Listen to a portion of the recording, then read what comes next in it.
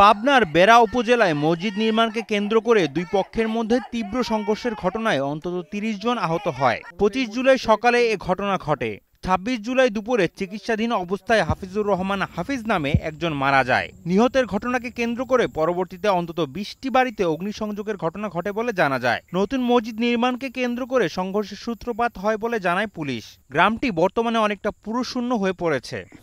মসজিদে নিয়ে ঝামেলা, দুই মসজিদ মানে পুরান মসজিদের আগে আবার একটা নতুন মসজিদ হয়েছে। আমার আব্বুর হইল সুন্নতি, আর যারা তারা হইলো খারিজে, সেই জন্য মসজিদ নিয়ে ঝামেলা। বসুন্ধরা টিস্যু, অশুদ্ধতার বিরুদ্ধে এক বিন্দুও ছাড় নয়। যে মিজাইগের বাড়ি দান দেবের গেছি, হান্নান হলো ৮০ লেবার আইছে, তারপরে টিয়াটা লেবার আইছে, কুবা দাও লেবার আইছে, রান দাও, এগুলি নিয়ে বাড়াইছে।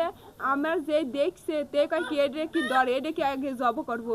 তখন আমি লোর পাড়ি এসে করছি, মা আব্বা কনে গেছে, কয় তোমার আব্বা নইলো মসজিদের রয়ে যা গেছে, জাগাবাগ করবেন।